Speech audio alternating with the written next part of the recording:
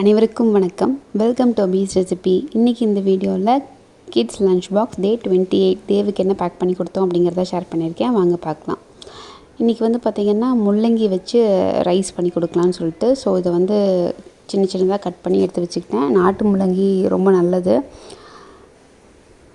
கடாயில் கொஞ்சம் எண்ணெய் ஊற்றிக்கிட்டேன். எண்ணெய் நல்லா காஞ்சதுக்கப்புறமா ஒரு மராட்டி மொக்கு, கல்பாசி, கொஞ்சம் சீரகம், கொஞ்சம் சோம்பு, அப்புறம் வெங்காயம், பொடியாக கட் பண்ணி வச்சுருக்கிற வெங்காயம், இதெல்லாம் நல்லா வணக்கிக்கலாம். இது கொஞ்சம் மசாலா ஐட்டமோடு இருந்துச்சுன்னா தான் குழந்தைங்க விருப்பப்பட்டு சாப்பிட்றாங்க. முள்ளங்கியும் சேர்த்து நல்லா வணக்கிக்க போகிறேன். இதில் பார்த்திங்கன்னா மஞ்சத்தூள், உப்பு, கரம் மசாலா இதை தான் நான் ஆட் பண்ணியிருக்கேன்.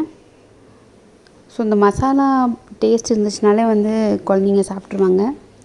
தக்காளி ஆட் பண்ணிக்கிறேன்.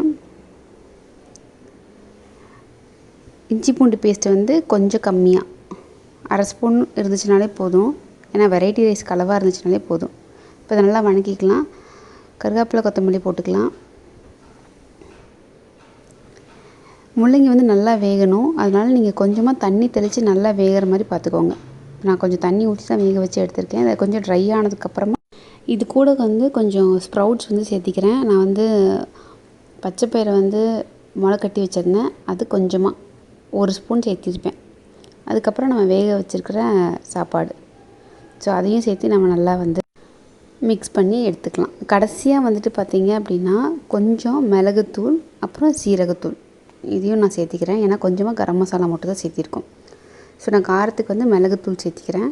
நல்ல ஃப்ளேவருக்கு சீரகத்தூள் சேர்த்திக்கிறேன். கடைசியாக சேர்த்துனாலே நல்லாயிருக்கும். இது நம்மளுக்கு வெரைட்டி ரைஸ் ரெடி ஆயிடுச்சு.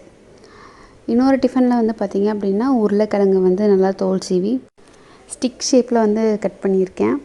இதை முதல்ல தண்ணியில் போட்டு கொஞ்சம் கொதிக்க வச்சு பாதி வெந்ததுக்கப்புறம் எடுத்துக்கலாம். அப்போ தான் ஈஸியாக இருக்கும் நம்ம ஃப்ரை பண்ணுறதுக்கு.